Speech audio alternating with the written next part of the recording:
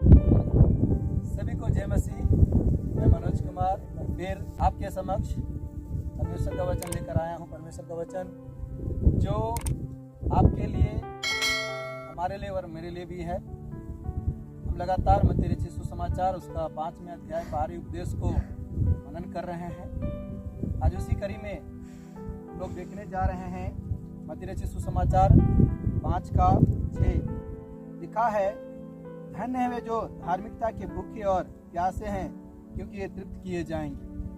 मेरे प्यारो, धार्मिकता के लिए भूखे और प्यासे, हम इंसानों को भूख लगती है, प्यास लगती है। हम जब थक जाते हैं तो हमें प्यास लगती है, और हम जब अधिक थकते हैं तो हमें भूख लगती है और हम भोजन खोजते हैं। लेकिन एक और भूख और प्यास है, वो है आत्मिक। यीशु ने कहा कि जो धन्य है वे जो धार्मिकता के भूखे और प्यासे वे तृप्त किए जाएंगे। सवाल है, क्या हम धार्मिकता के भूखे और प्यासे हैं? बाइबल से हम देखते हैं यीशु के बारे में लिखा हुआ है, यीशु मसीह 40 दिन निराहार रहा, उपवास किया। निराहार का मतलब पानी तक नहीं पिया।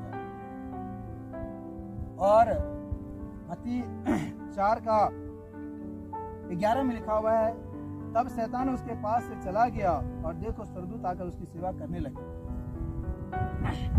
मेरे प्यारो, यीशु इस धरती पर आया परमेश्वर की धार्मिकता को पूरी करने के लिए, उसके वचनों को पूरी करने के लिए, उसकी आज्ञाओं को पूरी करने के लिए।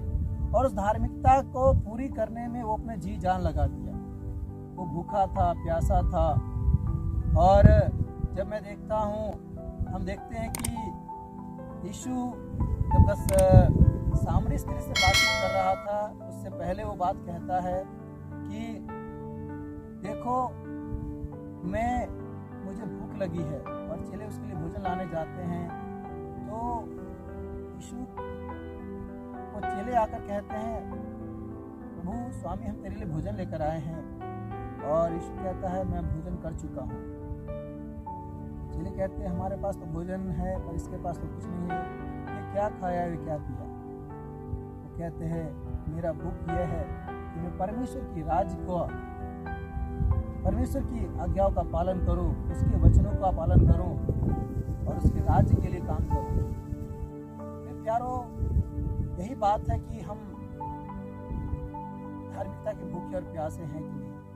यीशु हमेशा परमेश्वर की आज्ञाओं को पालन करने के लिए और उसके वचनों के अनुसार जीवन जीने के लिए और उसी के अनुसार चलने के लिए प्यासा और भूखा था। और बाइबल बताती है कि तृप्त किया गया, स्वर्गदूता की सेवा करने लगे। और फिलिपियों 2 अध्याय में इस प्रकार से कहता है, फिलिपियों 2 अध्याय में इस प्रकार से कहता है, और परमेश्वर ने उसे श्रेष्ठ किया, अति महान किया, उसका नाम दिया जो सब नामों में श्रेष्ठ है। मेरे प्यारो, क्या आज हम परमेश्वर की धार्मिकता को, मसीह धार्मिकता को पूरी करने के लिए भूखे और प्यासे हैं? अगर ऐसा है तो परमेश्वर हमको तृप्त करेगा।